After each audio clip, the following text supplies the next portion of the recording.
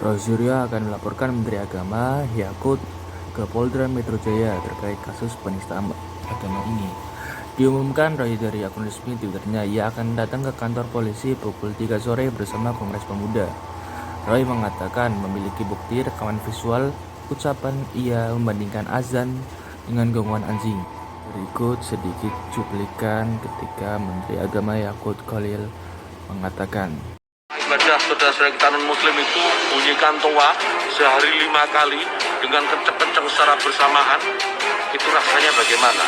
Yang paling sederhana lagi, tetangga kita ini kalau kita hidup dalam satu komplek itu misalnya, kiri kanan depan belakang pelihara anjing semua, misalnya menggonggong dalam waktu yang bersamaan, kita ini terganggu nggak?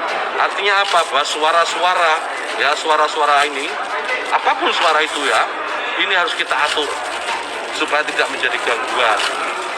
Ya, speaker di musola, masjid, monggo dipakai, silahkan dipakai. Tetapi tolong diatur agar tidak ada yang merasa terganggu.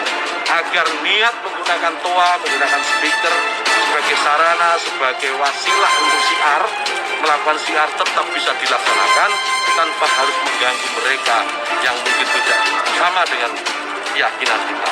Berbeda keyakinan kita harus melakukan. pernyataan Menteri Agama tersebut yang membandingkan suara azan dengan suara anjing menggonggong sontak menghebohkan masyarakat terkait pernyataan tersebut. Berikut cuplikan video tentang Menteri Agama Yakut Khalil memberikan klarifikasi tentang pernyataannya. Oh iya, itu kemarin kita sudah terbitkan surat edaran pengaturan, kita tidak melarang masjid, musola menggunakan toa, tidak. Silahkan, karena kita tahu itu bagian dari syiar agama Islam, ya. Tetapi ini harus diatur tentu saja. Diatur bagaimana volume speakernya, itu toanya itu nggak boleh kenceng-kenceng, 100 desibel maksimal. Diatur bagaimana kapan mereka bisa mulai menggunakan speaker itu sebelum adzan dan setelah adzan, bagaimana menggunakan speaker di dalam dan seterusnya. Tidak ada pelarangan. Ini aturan ini dibuat semata-mata hanya untuk membuat masyarakat kita semakin harmonis, meningkatkan manfaat dan mengurangi mafsadat.